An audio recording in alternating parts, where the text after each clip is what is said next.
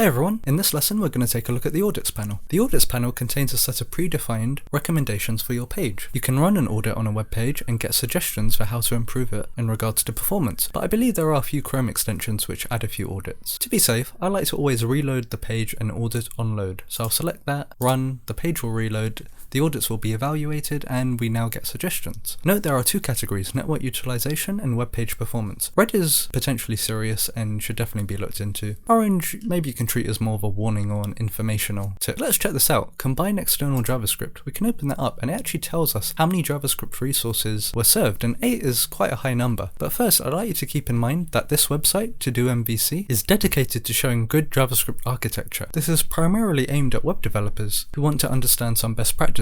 So in this case, it's probably intentional that they haven't concatenated and minified all these scripts so that we are able to view the page and actually view the source easily. Now, how can we verify that there are 8 JavaScript resources? Well, if you remember, we can go to the network panel and use that advanced filtering that we saw.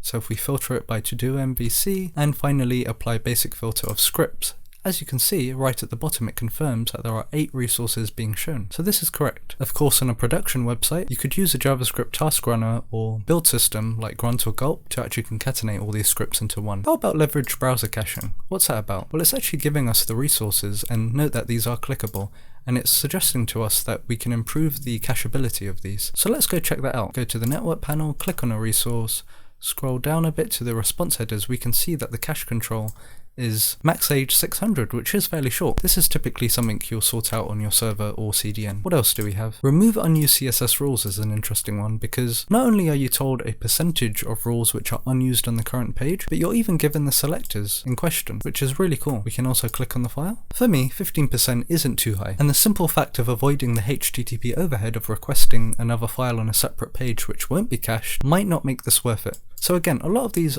aren't necessarily hard rules which everyone should follow blindly, but rather recommendations and suggestions for how to improve the performance of your page, which you'll need to evaluate on your own website. Let's take a look at another example. Here I'm on the Wikipedia page, and I'm gonna again reload the page and audit on load. And this is an interesting suggestion. Use normal CSS property names instead of vendor prefixed ones. So it's actually parsed our CSS. And as you can see here, WebKit box shadow is used, but box shadow is supported. Now if we go to caniuse.com and have a look at box shadow, we can see in almost all modern browsers it is supported in an unprefixed state. What's nice about this is these are also clickable. What about serve static content from a cookieless domain? Well, let's explore this.